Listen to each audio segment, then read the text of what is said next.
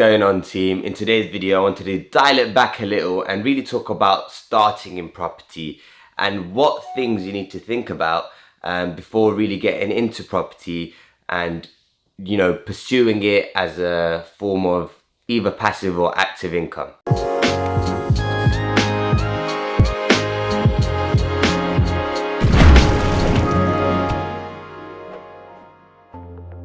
So this video is really intended for someone, just thinking about starting out in property. Last week I actually made a video about buy-to-let mortgages. I'll put the card up here somewhere if you want to link to that video. It's quite important as well. Maybe watch it after this video. Before we get started, please give us a like, comment with any questions you have, and hit that subscribe button as well as that notification button right next to it so you can keep up with all of our amazing content. And let's get into the bulk of the video. First and foremost, you need to decide why you are getting into property. I mean, it shouldn't be just because, oh, right, my neighbor, my friend said, you should invest in property. You should really think about it. Some people, just to give you an idea, some people decide to buy a property, just to make an extra grand a month or, for cash flow issues. Some other people are purchasing property and, storing money for a future time. This could be towards your retirement, and some other people really want to pursue property as a full-time career, and there's various strategies you can do to be in property full-time. So once you've decided what why you're getting into property and what the reasons are, then you want to assess your situation. Really, you want to assess the amount of time you have. If you're working a 9-to-5 job, the amount of time you have. The amount of time you'll be able to input into this new venture. You want to assess the amount of funds you have. How much money do you have to inject into this property business, or just inject into a property really? So those are the main situations, because in property it's all about finding the deal and funding the deal, right? And if you have more time but less money, then there's various other avenues you can go around to use other people's money. So this is very important to think about. It really depends on your situation. Right, so I've mentioned strategies before, right? And there's an abundance of strategies. There's so many strategies in property. It's not just about buying a property and renting it out, as many do assume nowadays, right? But there isn't a best strategy, because it's about once you've decided what goals you have in property and what the reasons are that you're getting into property, you can pick a strategy that aligns with this. There isn't a one size fits all sort of strategy here. People say this is the best strategy, but maybe because it just works for their situation, right? And I'm gonna run through the strategies in a bit, but really and truly think about the strategy, because it's going to be very important. Not only that, there is an abundance of information out here, especially on YouTube. I'm putting out content about a number of strategies. There's various other people. Just give it a little search and it'll populate your search with so much content on that specific strategy. So I think it's very important that you educate yourself before, keep reading books. I think that's very important in property, reading books. And one other thing is networking. I know it's a bit hard during this COVID situation, but networking is key to property. It's all about who you know and less about what you know, even though you do have to be educated, of course. And your network here in property can really, really mean your net worth. So just to give you a couple ways you can network during COVID, of course there's networking events usually. Those are very helpful, especially when you get started. But Instagram is key. I think I've met so many people via Instagram. LinkedIn, I feel like, look, if you use it, you realize the power of it and how you can use it to connect with people. But I don't think there's a lot of people using it. So LinkedIn, put posts out, let people know what you're looking for, what you're doing. I'm always connected with new people, always trying to synergize, letting people know what I do, because they might be able to help, or they might need my support with something, and then we can really synergize and do something and build something. I think social media platforms at this time are the perfect place to network. Right, let's take a step back to the strategies. So I did digress there. There is no best strategy. Like I said, it's whatever aligns with what you do.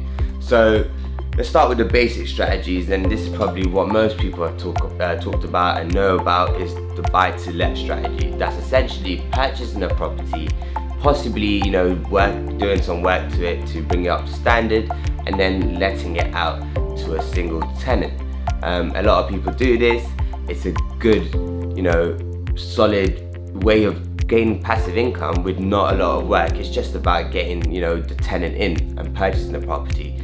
Maybe once a year, or if you get a long-term tenant in, you can just forget about that property and you just get the money coming in. The next step after HMOs, and that's serviced accommodation, and that's what you're finding now a lot of people are doing with properties that they hold, and, you know, advertising them on Airbnb or bookings.com, because you're able to get, you know, a lot more per night price than you would on a, you know, average rental per month. So say your place that you rent for a month, for £1,000, maybe you can rent it out per night for 100, 120 a night, which means if you're renting it out every night of the month, you're getting over £3,000. That's crazy, right? However, you do have to put a lot more work in. You do have to, you know, provide essentials, a level of service. It's almost a hybrid in between a hotel and a rental property. Next, I want to talk about rent to rent.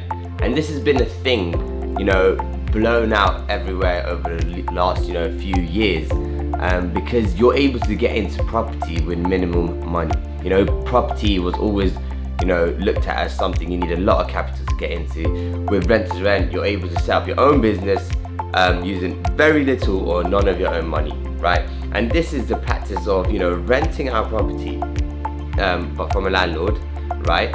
And either, you know, doing service accommodation, because I told you there's such a variety in, you know, such a difference in the rental per day and for a month, that you can, you know, profit in between, you know, by getting a property on a rental per month basis, and then, you know, renting out per night through Airbnb. That's also a great idea. Or people are getting, you know, a big property that has maybe 3 bedrooms, you know, splitting the whole living room down and making a 4th bedroom, and, you know, renting it, you know, of a landlord for a single let price, and then giving it out as, you know, renting it out again and getting 4 different people in there as a HMO.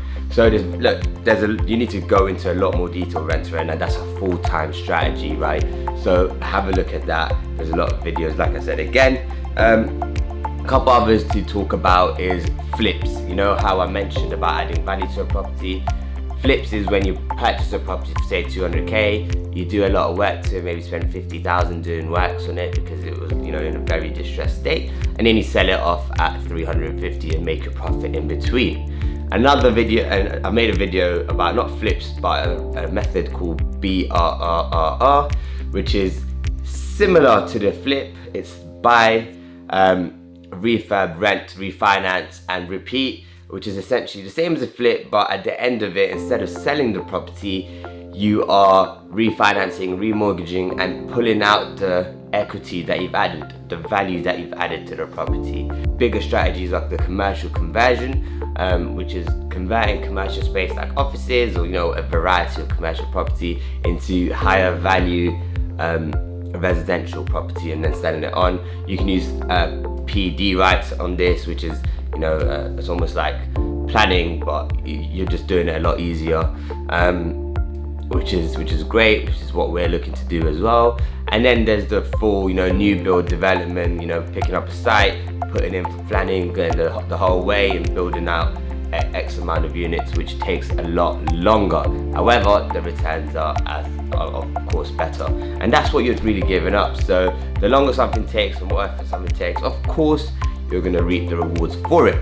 So those are just, you know, I kind of went into a bit more detail than I wanted to into strategies, but that's a few of the strategies that I knew from the top of my mind. I've done a couple of videos on some of those, so please check out my channel, or just YouTube it. Like I said, you're going to find so much data on this platform, so much free education. Why pay for it, right? One thing I'd say after you've done all your studying is don't compare yourself to so many people on here, me or anyone, you know. Don't compare. There's that saying, don't compare your chapter 2 to someone's chapter 100, right? So just be inspired, just push forward, and I want to leave you with one thought, and that is to take action. As much knowledge as you might, you know, hoard and, you know, learn, you don't really utilize it. You know, it's wasted knowledge until you take action, just, you know, leap and you learn so much more. You learn from your mistakes. I know it sounds cliche, but so much more will be learned once you take the leap and then you realize what you've done wrong and you fix up, etc, etc. Just don't procrastinate, you know. I'm gonna leave you with that. Please like, comment, subscribe, and I'll catch you in the next video.